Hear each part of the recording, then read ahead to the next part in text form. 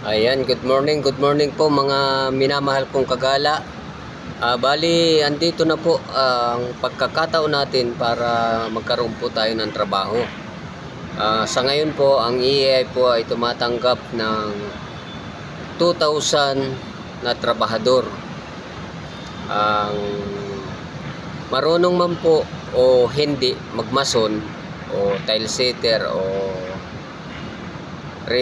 rebarman, tumatanggap po sila kahit walang alam. Mayroon silang training and seminar. Kayo po ay nagtitraining bilang isang mason, kayo pa po ang babayaran. Yun ang kagandahan po.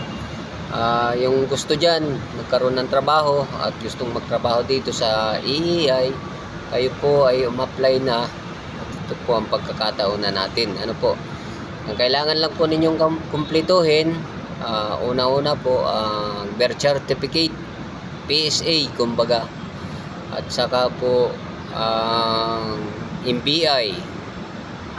Yan po ang kailangan natin. Ano po, pag-ibig. Yan. At saka po ang SS.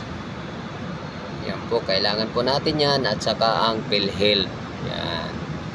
Kasi kailangan po natin yang sa trabaho, ang PhilHealth. At halimbawa, hindi naman natin hinihingi, tayo po ay na-aksidente, nasugatan o ano man, meron po tayong magagamit na pampagamot. Ano po. At saka po yung TIN number, yun po ang kailangan natin. Mga minamahal kong kagala, ito na po ang pagkakataon, kayo po ay umapply na at ito naman po ay para tayo ay makatulong sa ating mga pamilya.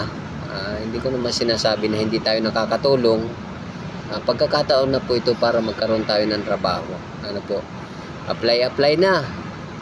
At kung gusto po ninyo, bisitahin po ninyo ang page ko, ang aking Facebook account, at ako po ay inyong kontakin at kayo po ay masasagot ko ng mga sa inyong ibang tinatanong. Ano po, yun lang naman po at magandang umaga at good morning po sa inyong pong mga tahanan dyan.